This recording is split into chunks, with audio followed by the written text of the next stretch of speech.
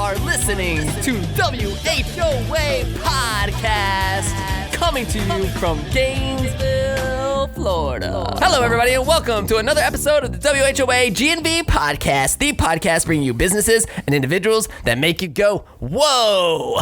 I'm your host, Collin and my co-host is a working man with half a plan. With half a plan? Yeah, with half a plan, the always charming Michael Dees. That was pretty accurate today, actually. I had half of a plan Really? today. Okay. But it came through. I don't write this. But did you start with half a plan, or did it just happen that it became half a plan? I probably started with a quarter of a plan, and then it got to half by lunchtime, and then by the end of the day, it was a full plan. So it worked out. All right.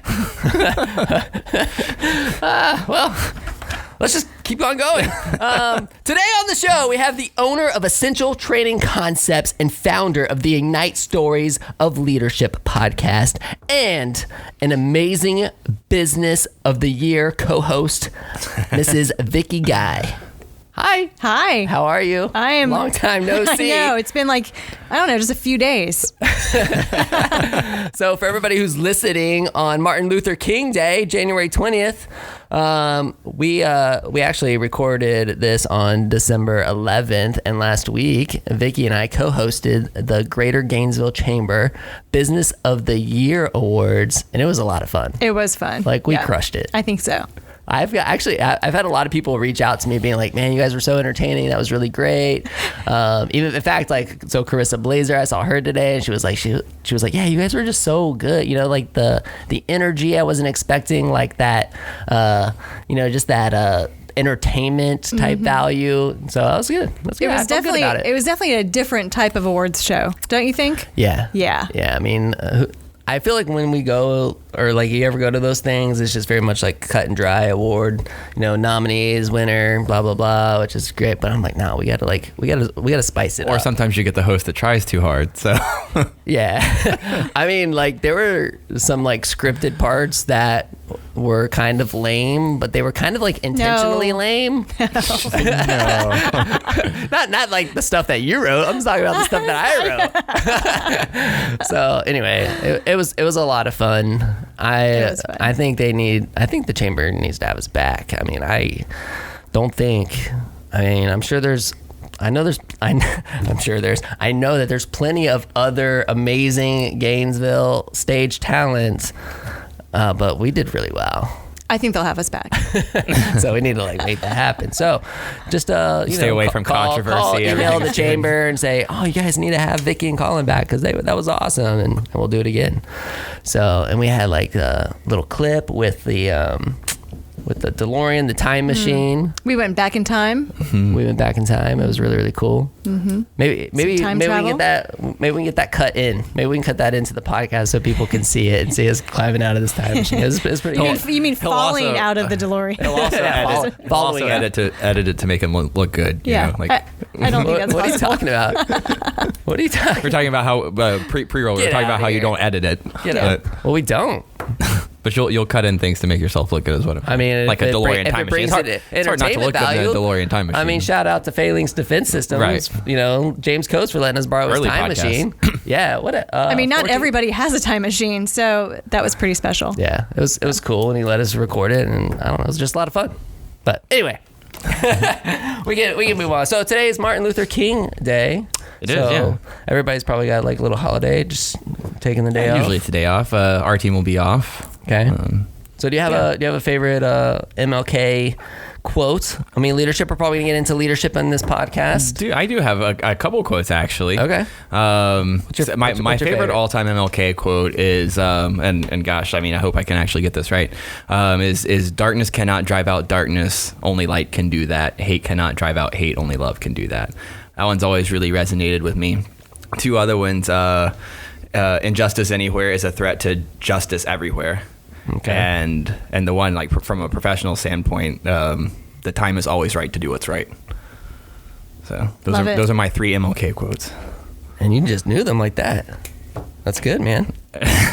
Inspiring me. That's why you have me as your co-host, right? Like, it's not even written on the paper or anything. Like, you just that's great. He memorized it. I mean, how about he just knows them. Yeah. That's awesome. If you ever get a chance to go to the memorial there, it's relatively new in DC. Mm-hmm. It's a really good one.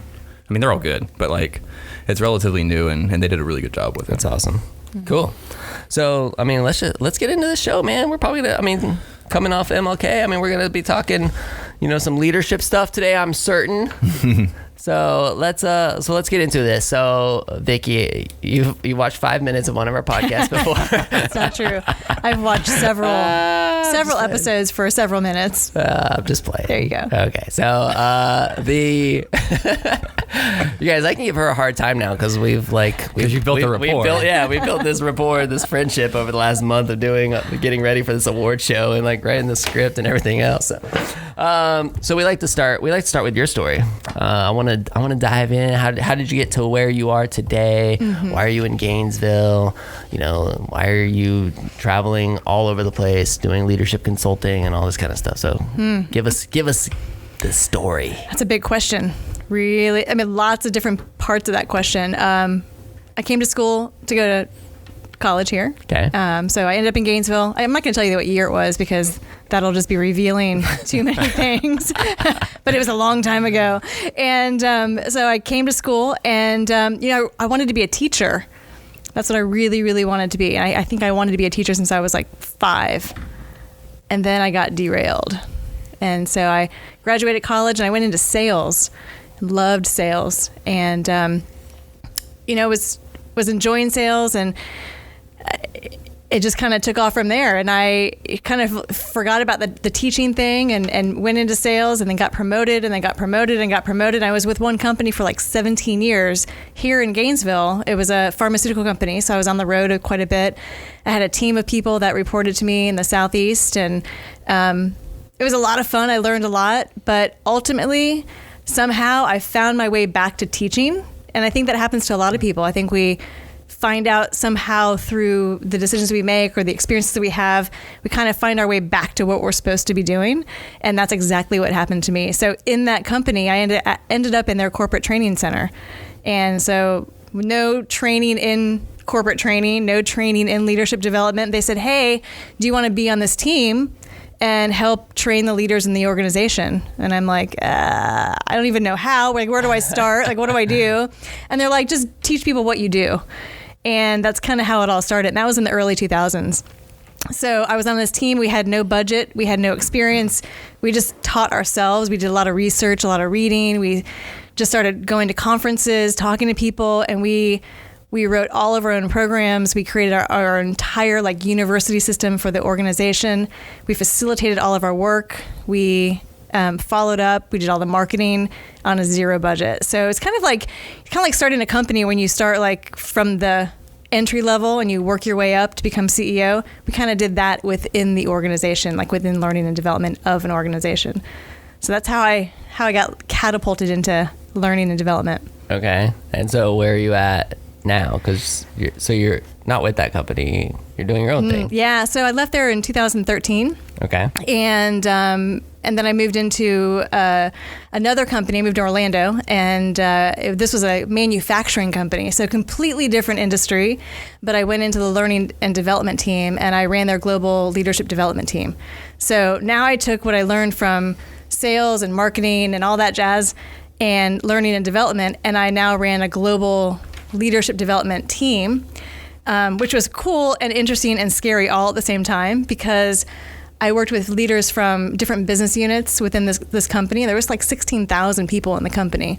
So my role was to go out to the different countries and all the different business leaders within the different countries and try to get them to agree on how they want to train their leaders, which was really fun. It was like an MBA in leadership development and business execution all at the same time. So a lot of negotiation, a lot of, learning about different cultures, obviously different languages.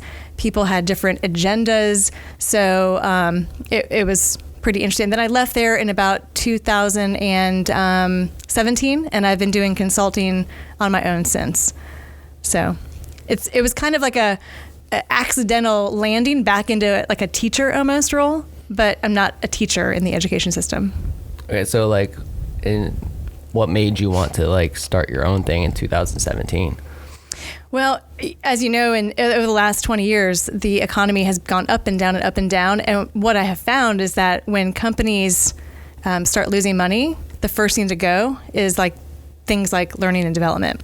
So I saw over time companies grow and then lay people off, grow, lay people off, grow, lay, and that's tough for anybody to go through. So I saw it firsthand over and over.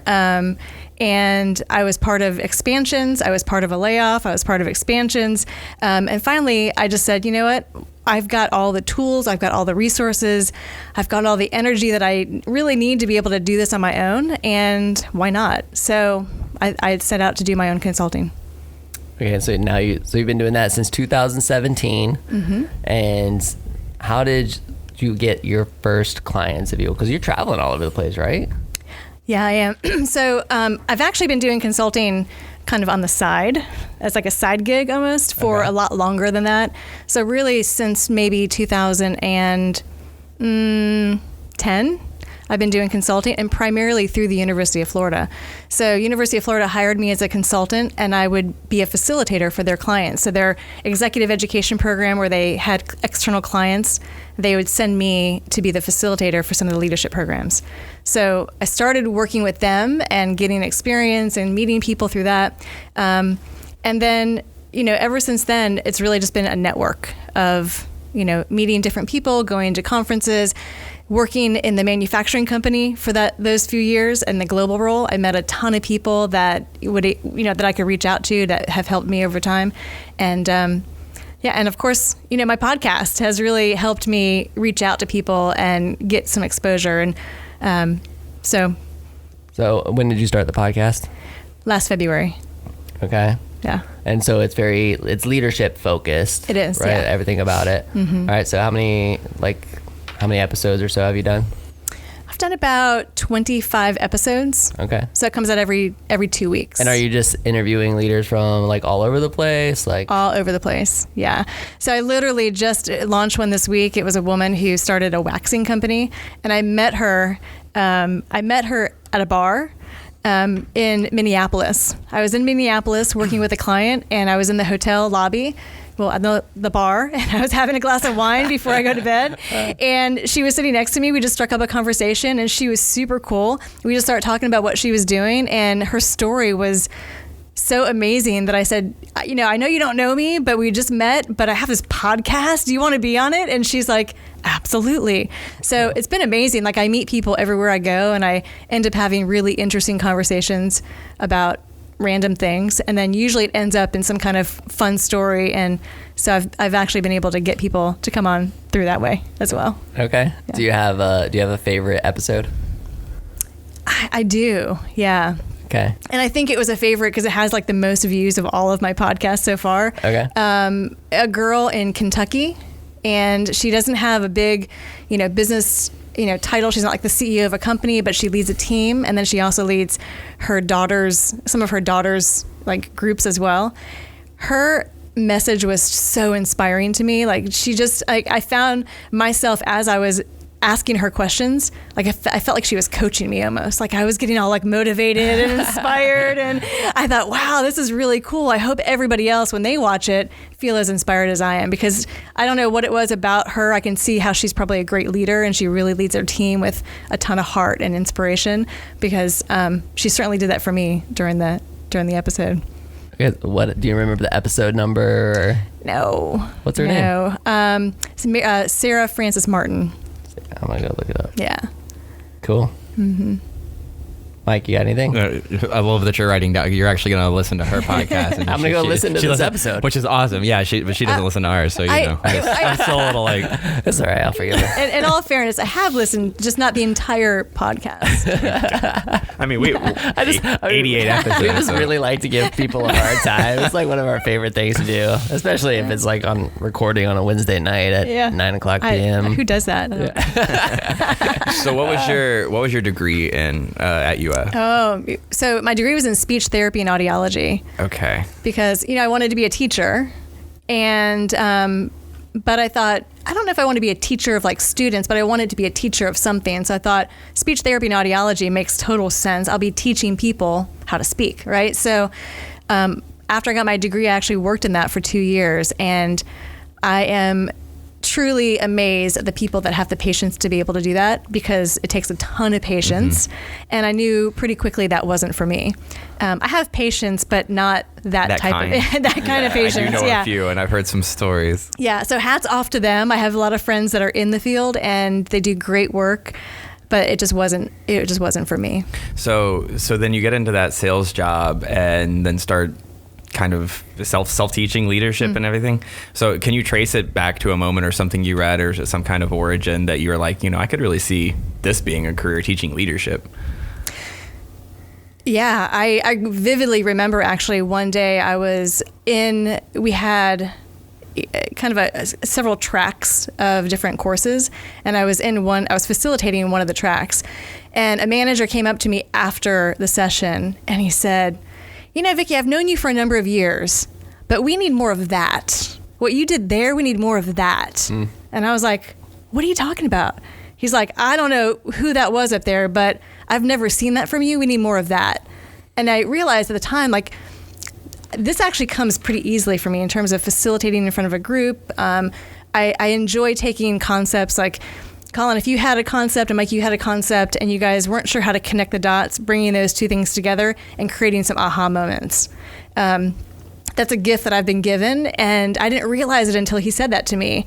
And I went, this is pretty cool. Like, I can actually create these aha moments for people, and they don't even know it's happening until after the fact, right? So I think that was the first time that I realized. Do you remember the topic that you were? I don't. I think it was.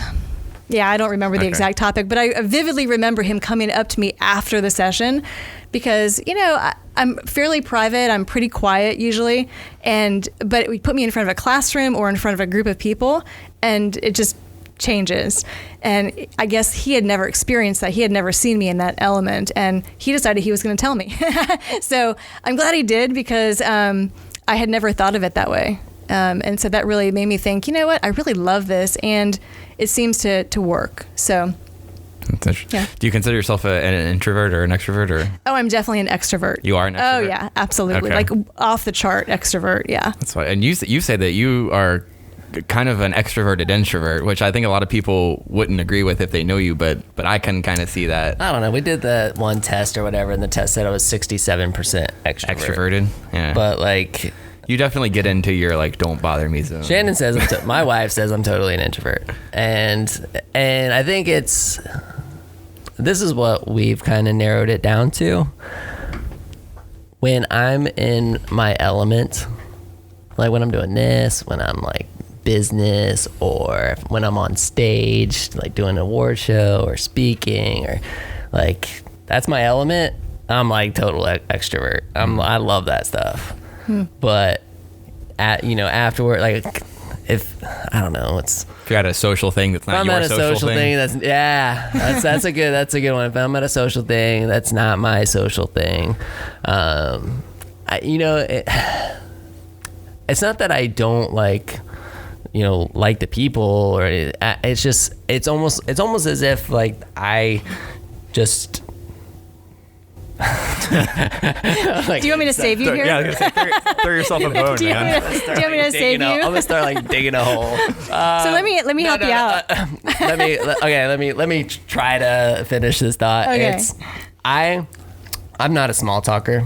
Mm-hmm. Yeah, I think like the relationships that I have, they're extremely valuable to me. I totally love to build new relationships with people. So if I meet somebody for the first time, then like I want to establish like a relationship, a friendship, and if it's just like going to a party or a mixer or like thing, I'm going, if networking is even a good example. When I go networking, I go with the focus of trying to build one or two like real relationships. I'm not bouncing around the room handing out as many business cards as I can doing small talk.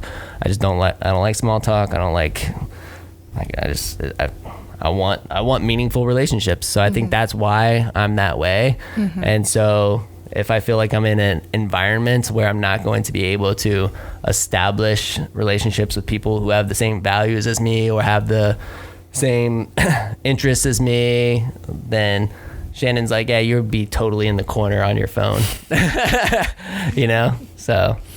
Well, that makes sense. But I'm definitely 100% extrovert. And I think that I was going to share with you because, I do a lot of work with this topic specifically. Okay. So I do a lot of stuff with like personality styles, and I do use the Myers-Briggs, which actually talks about extroversion or introversion. And it really is about where you draw your energy from.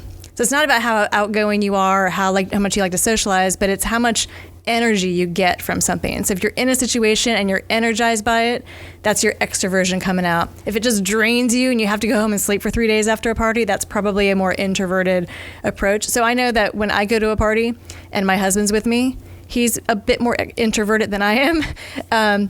He'll be exhausted and he'll be like, let's go. And I'm like, just getting ready. Like, I want to stay to the end. I want to meet every single person in the room and talk to everybody. Want to know what their kids' names are and their dogs' names, and he's like, can we go yet? kind of thing. I'm just petting the dog in the corner. Your husband and I have a lot in common when it comes to that thing. Yeah. Because I'm very much the same way. Like, she's probably gonna hate that I talk about this.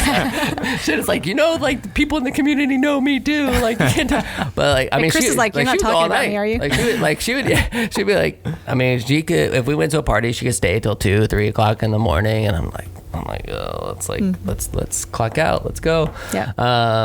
So I'm right there. Like, I totally get it. But I talk about this stuff all the time. Like in some of the workshops I do, it's pretty amazing. Like if you were in a leadership role and you're an extrovert by nature and you had a bunch of people on your team that were introverts, I've lived this, so I know exactly how it feels. Sometimes you wonder, like, wow, do they not like me? What's going on? Like, why aren't they, responding in the same way that I am? And a lot of it has to do with just our styles. It's so funny because I had a team member one time who was 100% introvert. And I, as the leader of the organization, we have this very vibrant culture here at the shop. Like, I kept trying to push this individual outside of their comfort zone, and kept saying, like, come to the party, come to the team hangout, come to this, come to that, and I think we went bowling or something. Huh? I think we went bowling or something. Yeah, I don't even remember, but like, it was just, I as the leader was like, man, like maybe this person doesn't care about the organization as much as like I would like them to. Like why doesn't he want to hang out with us? And it was just not. He was just that introverted. And so like when we worked inside of an office environment, like we conflicted a lot, right? And then like we ended up not like really working in a employer-employee relationship anymore. But he started doing like some freelance stuff for us, and he was like in his own elements at home, and like we like talk more now than we did when he was like, you know what I mean? Like he was just, and he's great and he does great work and we have like a great friendship, and it's just kind of interesting. He comes by and visit every now and then. He comes by and visits, and like it's kind of interesting that's. I don't know. We shouldn't really force people outside those comfort zones. Or should we? Like as a leader, I also look at like this person they need to grow, right? They need to like be comfortable being uncomfortable, at least not all the time, but maybe at times. But so did or you. Is that like... Huh? But so did you in that situation. You weren't used to that as an employee, and so it was a growing opportunity for you as well. Yeah. Good insight. Well, I think there's two sides to that, right? Like you said. But one is, I call it the crucible. So, a crucible, like you are put in a situation or a situation is created around you where you are highly uncomfortable and you can either kind of sink or swim, right? And so I always tell people in a leadership role, if you've got people on your team that you think can do more, you can get more out of them, you want to test them a little bit without letting them fail miserably. Like it's okay to fail, but not miserably so that they lose confidence or face or whatever in front of their team. Put them in a crucible, put them in a situation where they're going to sweat it out a little bit so they can see how they react in a situation that they're not comfortable with. And then you'll learn a lot about them. They'll learn a lot about themselves. And And sometimes it's hard to watch because we always want to dive in and help people get through that. But I mean, experience is the best learning that we can possibly have. Right. Yeah. Okay, so talk to me about when you go and you travel to a company and what is it, like an hour session? Like, what's the model here? Like, and what do you go in and what do you execute? Like, what are the types of things that you're talking about? Are you doing like those personality assessments, or like, I don't know, what's what do the I model? do? Yeah, what do you do? What do I do? Like, tell us. Yeah. Well, it's kind of twofold. So I am one of those people, and I think it's because I have a background in sales and delivering results, that I kind of owned my own company because it was such a large corporation, and I was responsible and totally accountable for the results of that portion of the company, that everything I do in learning and development, I look through that lens. Like, how is it going to deliver results? So I'm a huge believer. Like, I will jump up and down, and like, if someone says, hey, come on in and do a workshop on communication, I'll be like, so why? Why do you want me to do this? And what I found and have found is that we do a lot of training, we spend a lot of time, we spend a lot of energy, we spend a lot of money training people on things they don't really need, or that don't actually help the business grow. So if it's just for like self-help and people want to go do it on the side, great. But if it's organizationally structured and you want to provide training for your team, it should actually link to your business imperative. So what do you want to do? So if someone says, hey, Vicki, come in and do like DISC training or Myers-Briggs or emotional intelligence or change management, name the topic, and can be any of those, I won't actually do it until I know why. And then if they don't know why, then we back up. So my first step always when I engage with a client is I just do a bit of strategy with them. So we sit down and we talk about their goals. I go through a human design workshop with them to help them understand how what they want to do will help reach their goals. And then we put metrics around it. We measure it. It's pretty rigorous. And then we agree that this is the thing that's going to help move the needle. And then we decide when we're going to implement it.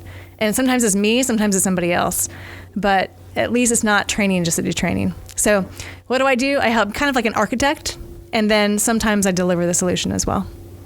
Are you meeting with the same clients over and over and over again, or is it sporadic? I have several clients or long-term clients. Okay. That because once we start doing the strategy, then I could be part of that strategy for 2 years. Or at least have some portion of that strategy for 2 years. So do you serve as like the accountability piece in that? What do you mean? Like, I mean, if you're sitting down with them and you're talking about, you're getting down to, all right, why are we doing this? This is what's going to move the needle. You're asking why, and then you create a strategy, or they create a strategy with your help, and then you start moving with that strategy. I mean, are you like the person checking in, kind of like, all right, like where are we after 2 months in this strategy?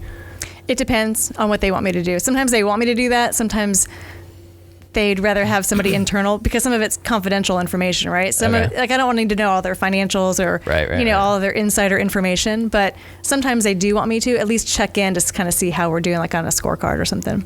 Okay. Yeah. So cool. I know it sounds kind of cryptic. People are like, what do you do? Yeah. But it's I don't really have I have a kind of a template for how I operate, but it's not a one size fits all. So I don't go in and say, here's what I offer. Which one of these 5 things do you want? It's really customized, because I think that I don't want to waste anybody's time, and I don't want to waste anybody's money. And if they're going to bring me in, I want to make sure that I help deliver results. So what's the greatest leadership lesson that you've ever learned?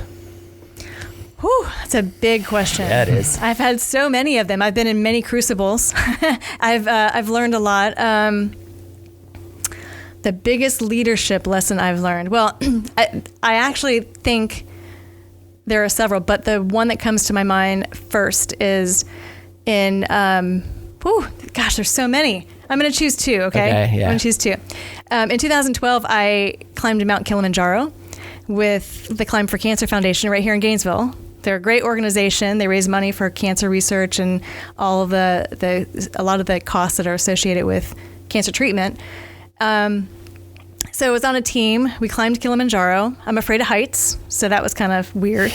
And I was at about 15,000 feet. And all of a sudden there was like this big slate rock, like really slick, kind of smooth rock. We've been hiking on like rugged terrain, but this was like a smooth piece of slate, and it was wet, so it was pretty slippery. And I look up and I see this thing just, going up, and I say, yeah, I'm not doing that.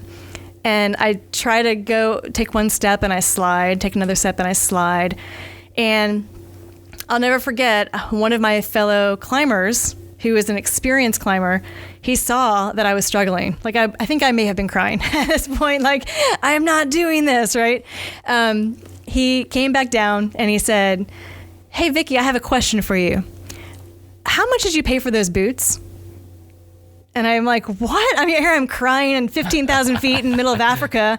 And he's like, how much money did you pay for those boots? And I said, I don't know, like $150. And he said, so why do you think your boots cost $150?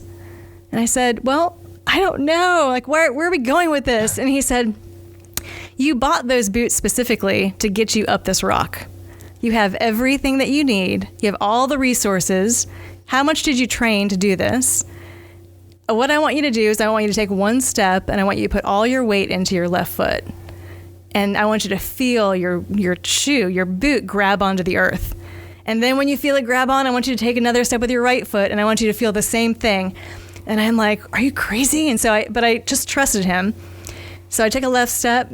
It kind of, I felt it catch onto the earth, and I'm like, oh.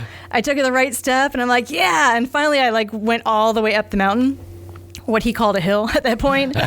And what you asked me, that moment, I realized that's probably the greatest leadership lesson, is that we have everything we need. Like, we are all individually leaders of our own right. We have all the resources, all the tools, all the knowledge, or we know where to get it, right? Especially in this age of technology, we can get information anywhere, help anywhere.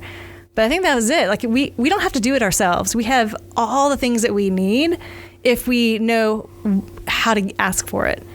And I think above everything, in anything we do as a leader, we need other people to help us.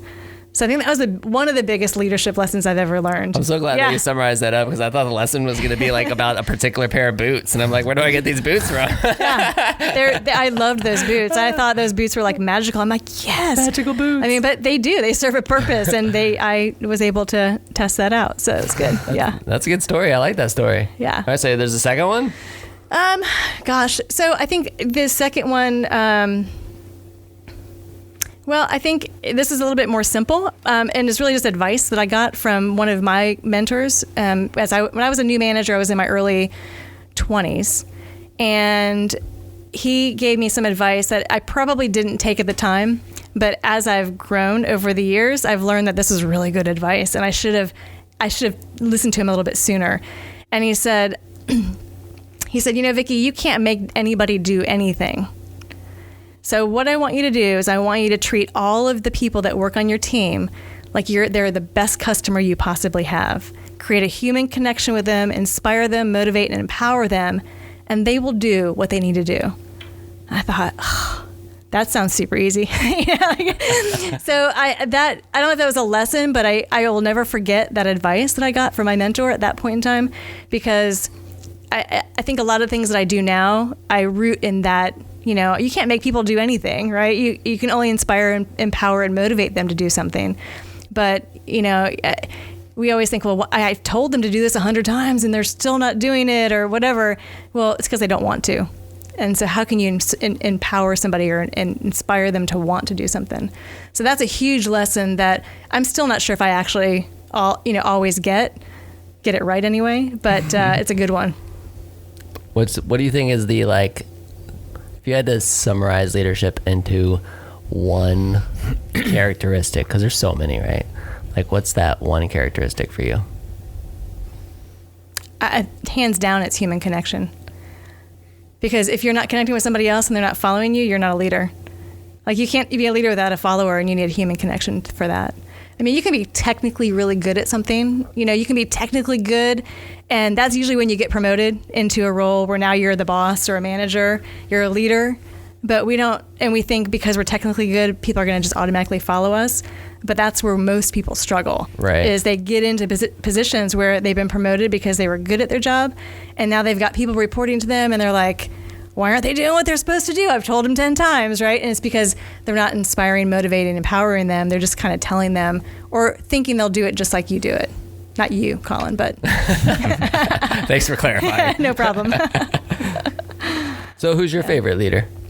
Do you have somebody that you like follow, staying? Well, some of my favorite teachings, there was a book, it's an older book, probably I think a book that is the basis for most leadership books today. So if you read this book, you'll probably hear it over and over in any book you read. And that was the book by Napoleon Hill. And it was actually written in like 1940 or something like that. Think and Grow Rich. Yeah. In that book, it was like the first leadership book ever, but magical. Like the stuff that's in there will change the way you think, change the way you operate. And like I said, every book that I've read ever since on leadership talks about something from that book. So I tend to go back. Actually, I refer to it quite a bit. I'm a huge fan of mastermind groups. I have created a couple mastermind groups of my own just on the fly with people just to, if I'm feeling like stuck in something where I don't know how to move forward, I'll just call a couple people and be like, hey, do you want to be part of my mastermind group? And they're like, yeah.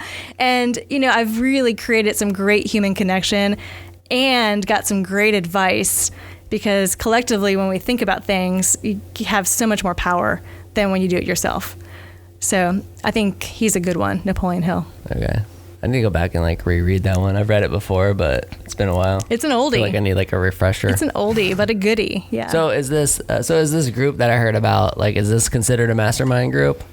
I'll like clarify for our audience, but like today I was actually at Kristen Hadid was in town and she did like a leadership retreat. It was very goal oriented, a lot of self-reflection and it was some deep stuff.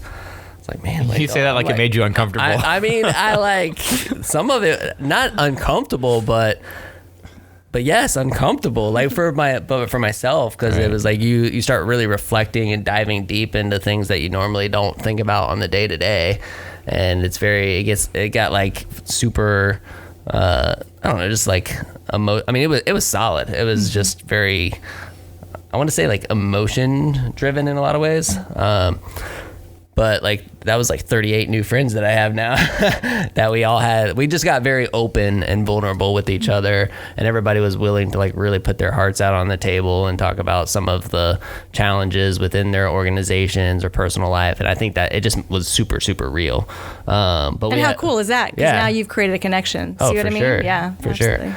And one of our mutual friends was there with me. So shout out to Carissa Blazer of Pure Aesthetics.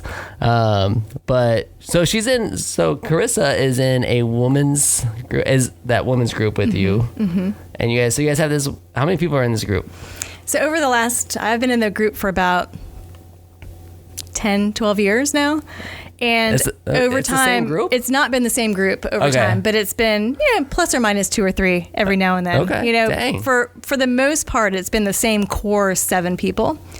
And we meet once a month. And we trade stocks. Okay, but do you consider this like a mastermind? No, it's group, actually, so a mastermind group by definition is a group of people that are like-minded that come together for a certain goal. Okay. So I guess by definition, yes, it's a mastermind group. But our goal is to really learn about finances, investing, and if we can make some money doing it, great. So we buy in and we buy stocks and sell stocks. And sometimes we have speakers come in and teach us about investing or different types of investing. And then we also have some wine. Which makes every mastermind group way better. Definitely. So, I mean, you can tell me that I'm asking too deep of questions, I guess, but like how much... Like, what's the pool like? Like, are you guys?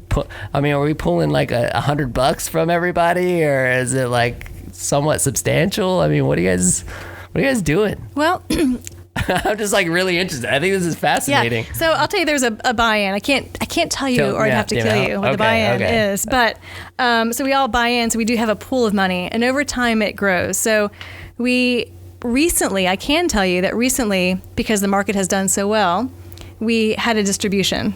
Okay. And so when we distributed, we were able to lower our buy-in so we could get new members in. So, because our value was so high that nobody would buy in, because then it was too, so we actually distributed a bunch of our stocks to all the members so that we can lower the buy-in to get some new people. This is cool. It's actually an LLC. We have an LLC. Really? Yeah. I think this is awesome, man. Yeah. I'm like, I mean, I heard Carissa talking about it a little bit today, and I'm like, oh my gosh, like that's amazing. I feel like that's so cool. It's like a new age poker night. Yeah. I mean, seriously though, I mean, if you want to start one of these with me, you guys should email me. All you need is I want to try this. Like an E-Trade account. Yeah. And you too can have a mastermind investment group. With wine. With wine. I dig it, man. That's super, super cool. Yeah. What else you got, man?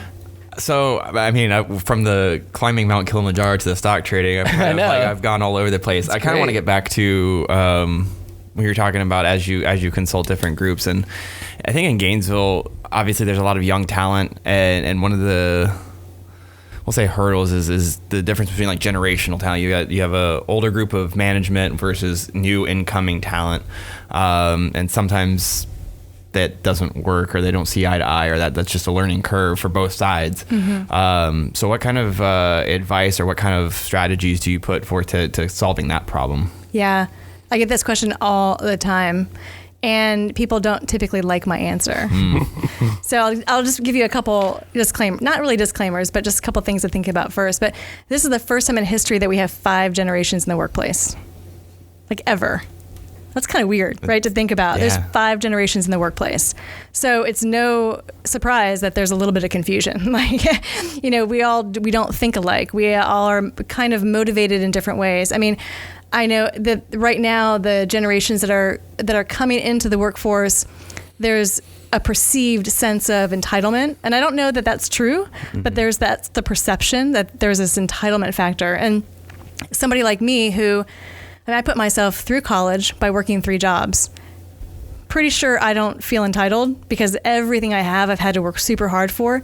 And then if I have somebody on my team that comes from a generation where that's not the case, and they feel, that can create conflict. So I think that's probably those types of things, not necessarily that example, but those types of things are creating a little bit more conflict.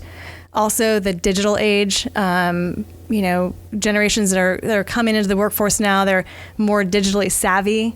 They are, some people know what Venmo is, some people have never heard of it, right? Like, so things like that, like simple things are really creating a lot of confusion.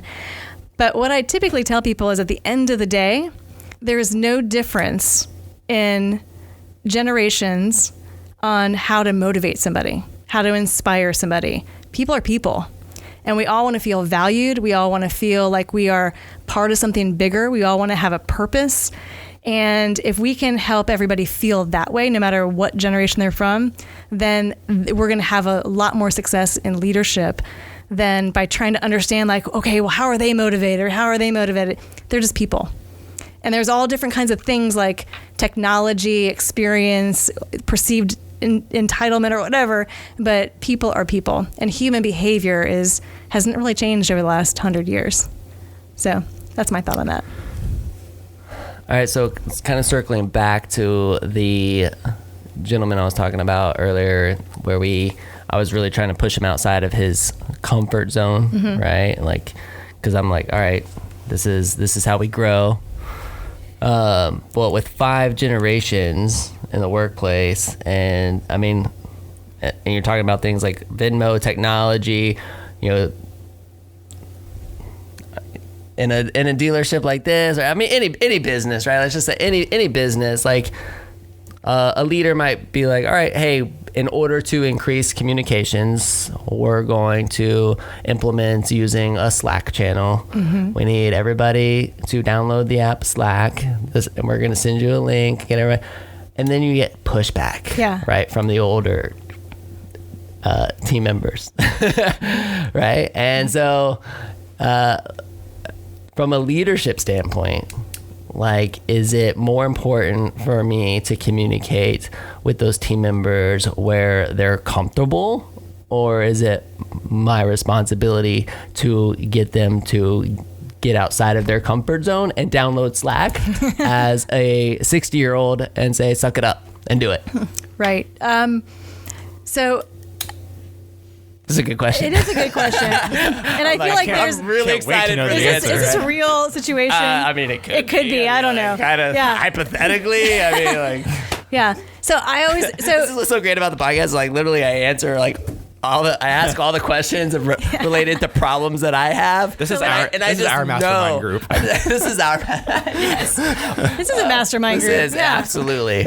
And I just know that what's funny about it is, like, there's so many other people that can completely empathize with that situation right now. Like, everybody's like, oh my gosh, yes, thank you, Collin, for asking that. Yeah. So there's a couple things going on, right? One is somebody's not doing what you want them to do, right? So I guess you got to know why.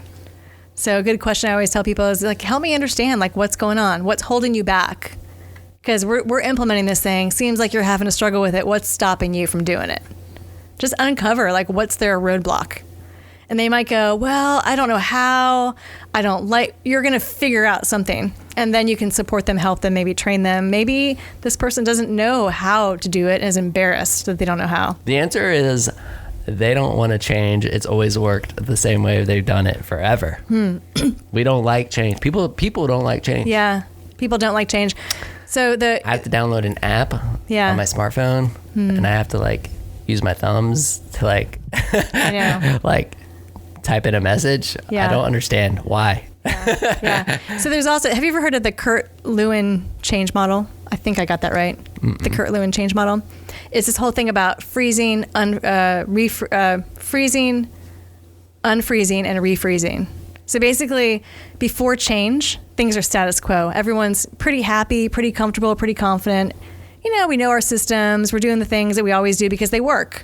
And then somebody comes in and they make a change. And we go through a psychological and an emotional curve about change. And it can be denial. I mean, there's a whole curve. I can give it to you. There's this whole curve that people go through. It's kind of like the curve of, like, grief almost. Like, you lose something. So if they are used to using an old system, they're going to have to lose that system. And people hate to lose things and change, right? So helping them through that curve to get them to refreeze to a new normal is super powerful, but it's not going to happen unless they want to. So first, you got to have that conversation. Like, what's holding you back? Well, I don't want to. Something else is working. Understand that they're going to go through this curve. Hopefully, if they don't go through the curve, there's always that point where, as our cultures evolve in companies, if we don't have the people in the right place with the company culture, at some point they've got to find a new culture, right? And that sounds kind of harsh, but you got to have, like, motivational fit for your organizations, people that fit into the culture that you want to create. So if you've got people saying, you know what, this is the way I'm doing it, I don't want to do what you guys are doing, well, maybe they're just not the right fit. If they're just struggling because they don't like change, understanding that there is, like, there's a loss going on, they're going to lose something, and we hate to go through that.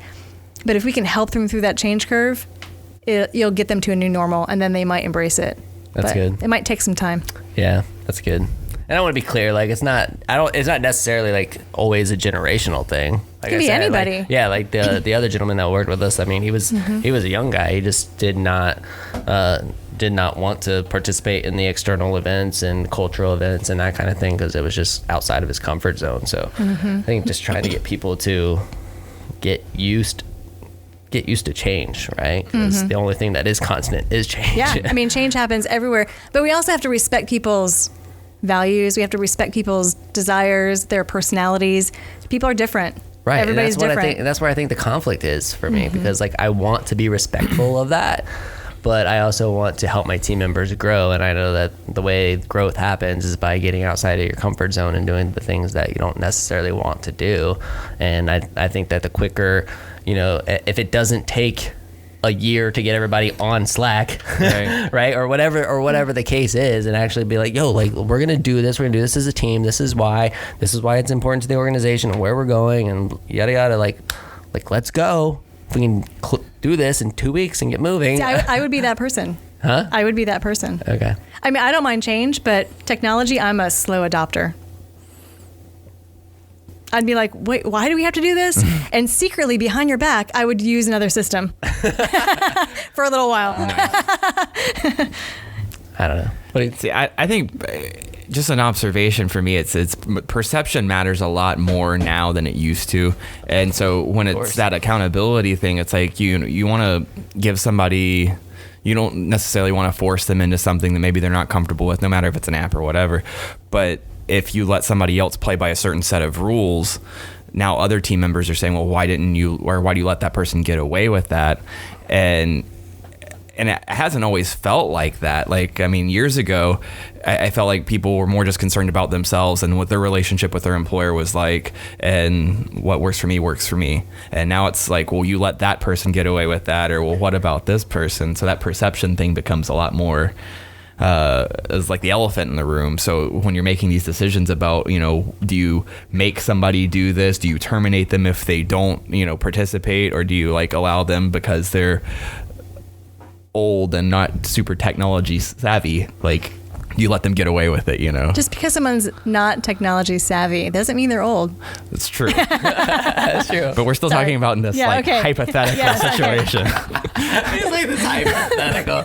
Oh, man. Yeah, I mean, it could seem like a double standard. So I think that's, leadership is an art, right? So if you're the leader of a team and you have that situation, it's very artful how you navigate through it. So is it an expectation that let's say it's, hey, we're having this event and it's the expectation that everybody must attend. Well, then that's just an expectation. And if you say, well, Mike doesn't have to go because he doesn't want to, he doesn't like it, then your expectations being like, disrespected almost. Like they're not. So you have to understand, like, is it an expectation or just the culture that you want to create? Because if everybody knows it's the expectation, then there's an accountability for the actions, if that makes sense. We could talk about this. This is a very chunky topic. Yeah. I like it. I like it too. So let's just keep going. So my whole thing is like,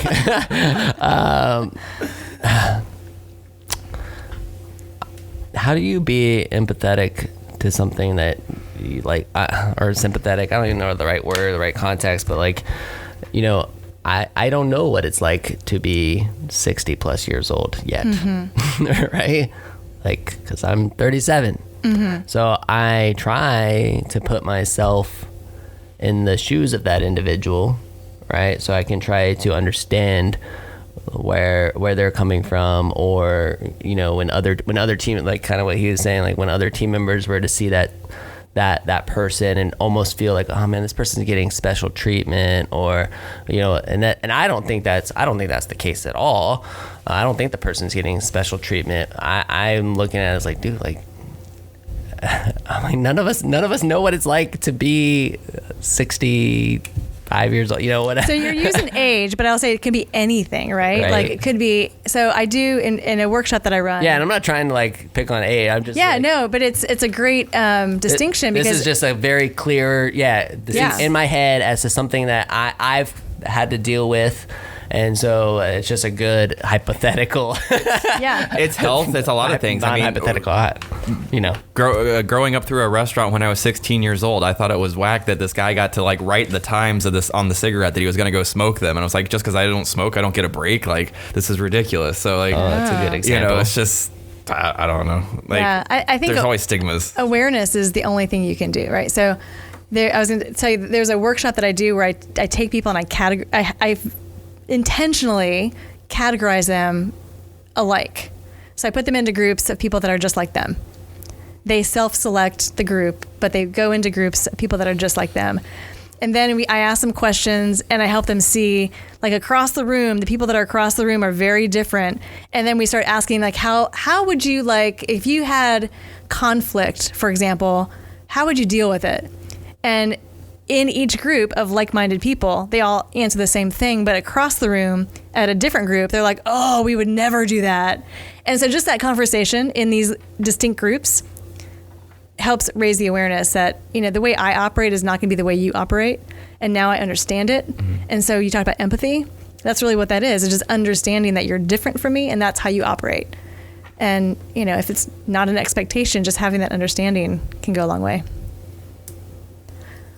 Sounds like conversations I have with Allison all the time, actually. Does it? Yes. I'm pretty sure we were talking about that the other day. But she's very process oriented. And I think a lot of times, and I mean, she's amazing at what she does, but it's like whenever we talk about, our struggles or the things that, we haven't got, I always feel like she's trying to make me handle things the way that she would handle them. I'm like, that works for you. It's not necessarily the way it works for me. So we also often have to have that kind of conversation about, it's like I can empathize with the situation you're in, and I hear that you're presenting a solution, and it's like I'm interested in it, but it's with a lot of methodology that it's like tailored to her and her skill sets. And not to sound like I wouldn't want to develop those skills myself, but it just doesn't like fit in my wheelhouse or the way I would handle something. Yeah. And so it's interesting from a feedback perspective because she is a peer and somebody that I trust. That's like we almost butt heads about like leadership techniques and stuff like that at some points. I mean, there's so many examples. Like there's, if you think about have you ever read the book, The 5 Love Languages, right? It's about how we want to be treated, how our cup is filled, right? Then if we think about, there's a book by Tony Alessandra called The Platinum Rule. Have you ever heard of this? The Platinum Rule? It's kind of like the Golden Rule, but it's do unto others as they would have them done unto themselves or something like that. Basically treat people how they want to be treated versus how you want to be treated. And human nature, because we're human, we do things the way we want them to do. Like we treat people the way we want to be treated.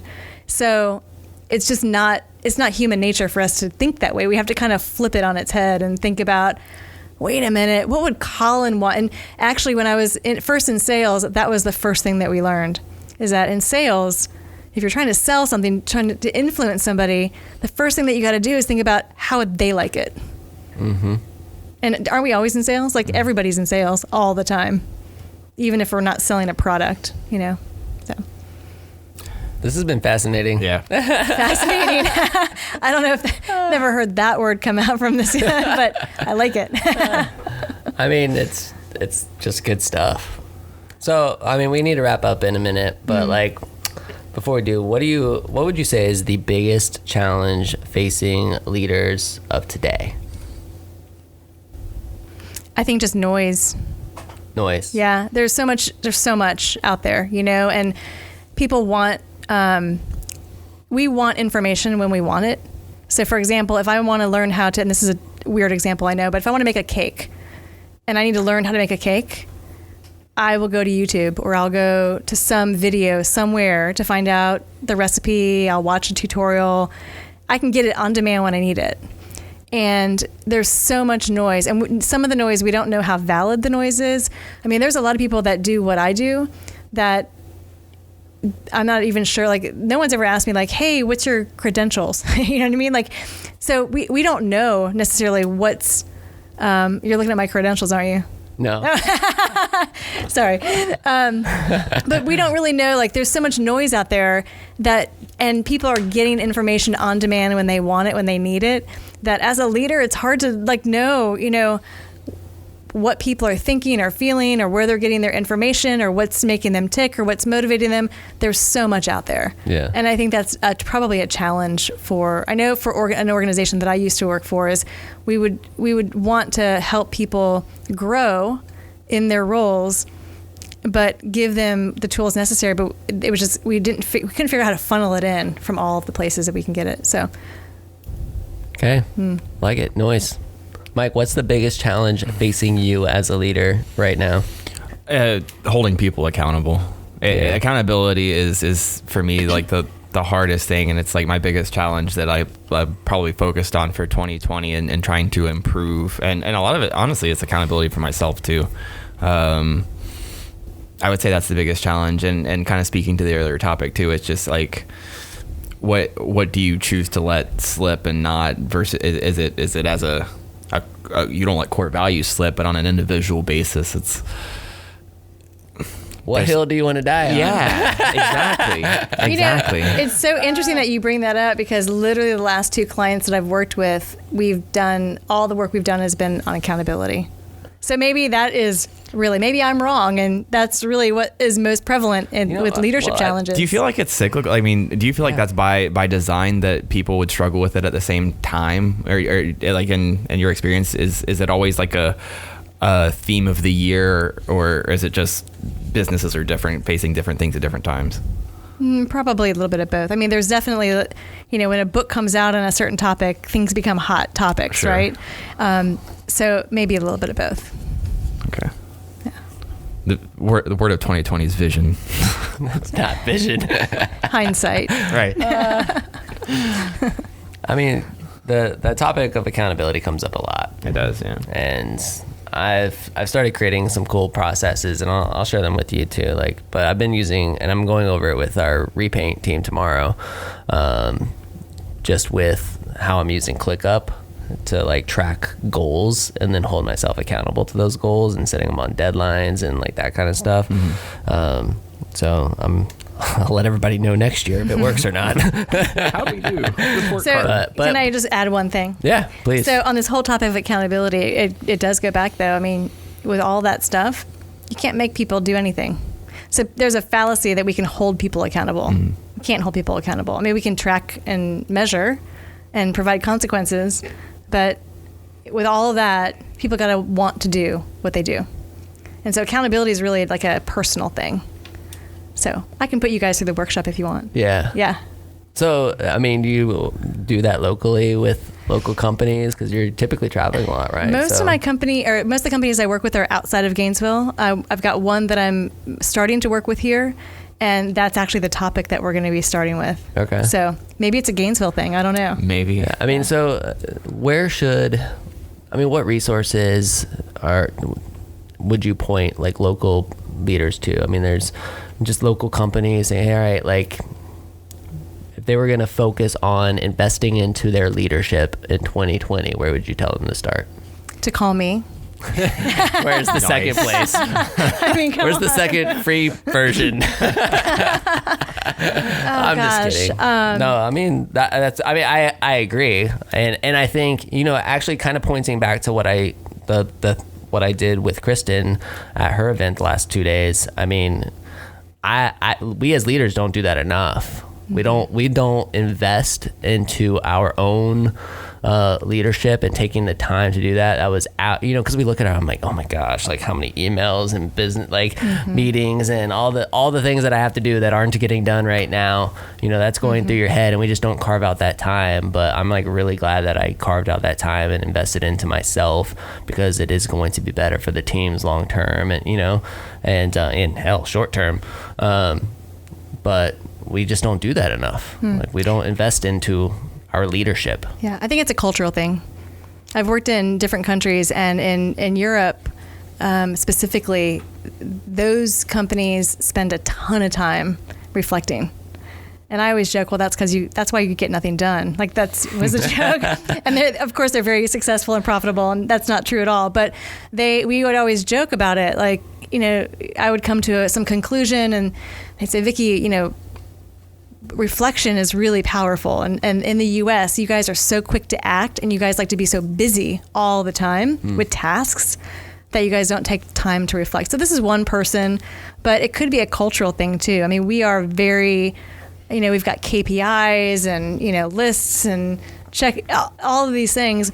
Do we spend enough time reflecting? Probably not. And it sounds like you experienced that today. Yeah.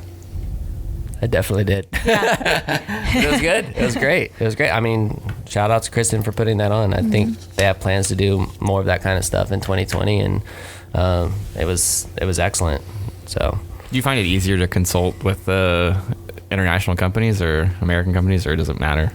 It doesn't matter. Okay. I think that the biggest difference is language. Sometimes the language gets in the way, but in terms of interpretation of things, but I think people are people. And so is there a perfect client for you? I mean, or do you consult with all different sizes of businesses and that kind of thing? Yeah. I mean, I when I say perfect, I think that perfect is more of a fit that, if they called me and said, hey, we don't really care what topic you do, just come in because we want to train our people, that's not really for me. Like, I don't really want to be part of, I mean, beggars can't be choosers, right? I'm a consultant, so I have to take the opportunities when I can. But ideally, the perfect client is just, they're a good fit. They want to pull the levers within the business using training and development with their leaders, so that they can make a difference. Like, they're not just doing training to do training. That's the perfect client. So it doesn't matter what size or location. It's a matter of why they want to do it. That's the perfect client for me. Okay. That's cool. We're going to do a session with Vicki in 2020. Can't wait. Yeah. It'll be fun. It'll be awesome. We're going to do it on accountability. Yeah. Yes, we are. Yes, we are. Well, thank you so much for coming in. Thanks for having me. I mean, it's kind of cool to like, I mean, I know that we're recording on December 11th. This goes out January 20th. I get it. But like, to be talking about this subject material for us kind of as we approach the new year, and to establish this new friendship, been hustling a month of script writing and all this kind of stuff. And then to kind of, wrap it up with this podcast as we head into the holidays. It's fun cool to be on this side. I've never been on this side of the podcast. It is very, isn't it kind of strange? It's super when you're like strange. hosting all the I feel time? like I need to ask some questions. Yeah, I was on a podcast not too long ago, and I was like, man, this is like very unique. It's all these questions are really good. So I'm just happy I can still get some leadership boots added to my Christmas list sometime. yeah, get those Kilimanjaro boots, man. Need some leadership boots. Yeah. So where could our audience connect with you, email you, find your website, whatever? Like, where can they? Yep. So my website is www.etcinleading. So my company's name is Essential Training Concepts. So it's etcinleading.com.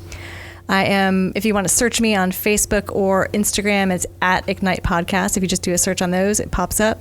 On Twitter, I'm Vicki at Vicki1260 because Ignite was already taken. Someone's holding it hostage. So, yeah. All right. Well, thanks again so much for coming on. Thanks for having me. Have a wonderful 2020. You too.